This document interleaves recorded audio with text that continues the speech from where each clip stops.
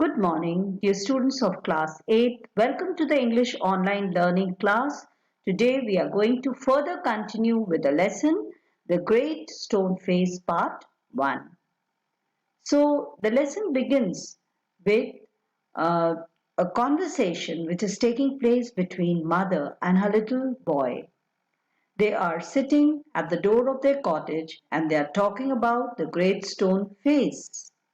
Now, seeing from a distance, actually the great stone face was a work of nature formed on the perpendicular side of a mountain. But seeing from a distance, it resembled a face. So mother was trying to tell her son what her mother used to say, and that was that one day in this valley a person resembling the great stone face would come. And it was also believed that the prosperity of the valley was because of the great stone face that was facing the valley. Now the son wanted to know from his mother that when will such a person arrive.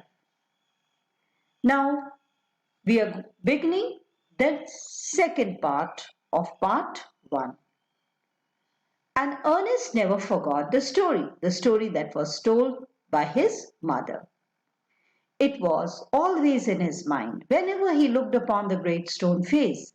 He spent his childhood in the log cottage where he was born and was dutiful to his mother and helpful to her in many things, assisting her much with his little hands and more with his loving heart.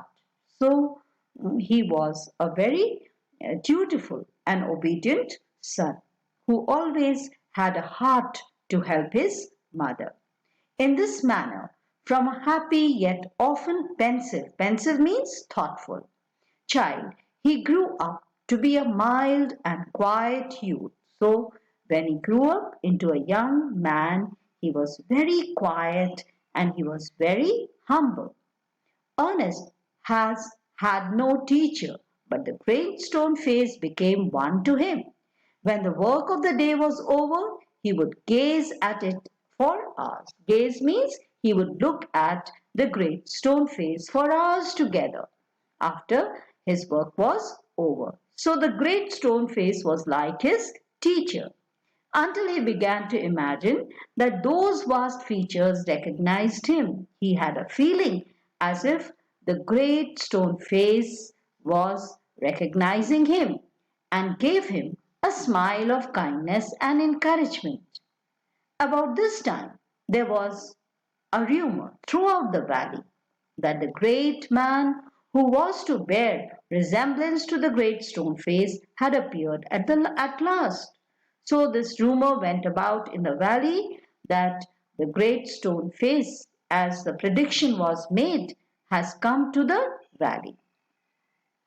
A man resembling the great stone face. It seems that many years before a young man had left the valley and settled at a distant seaport, Gather Gold, which was his name. So the name of this man was Gather Gold.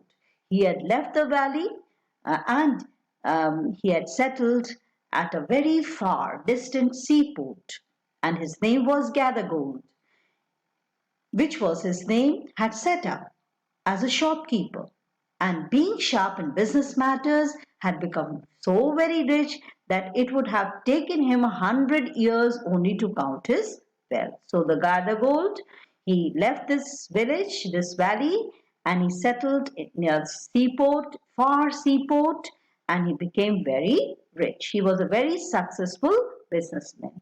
In time, he went thought of his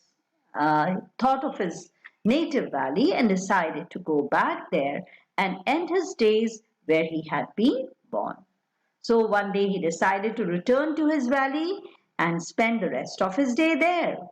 Ernest had been deeply stirred by the idea that the great man, the man of prophecy, after so many ages of delay, was at length to be seen in his native valley. So even Ernest was very happy because now the prophecy had come true and he had a chance to see him.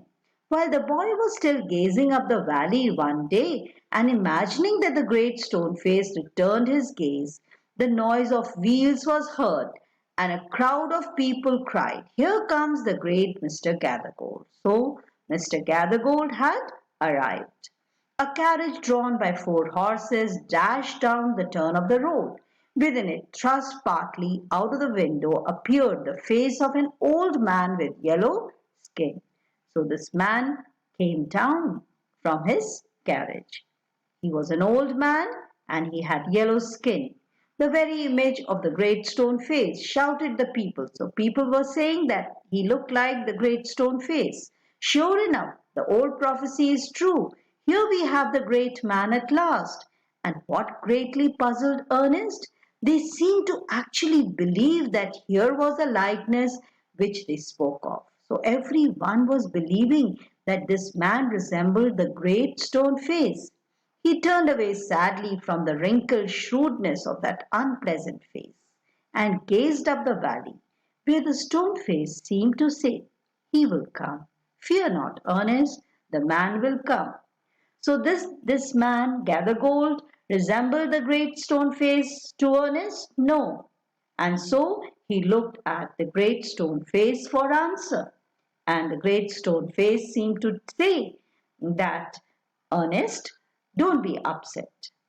This man who will be resembling me will come." So Gathergold was not the face. We'll stop here for today's class and tomorrow we are going to continue further. In the meantime, students, read the portion and write down the points in your notebooks. Take care and be happy.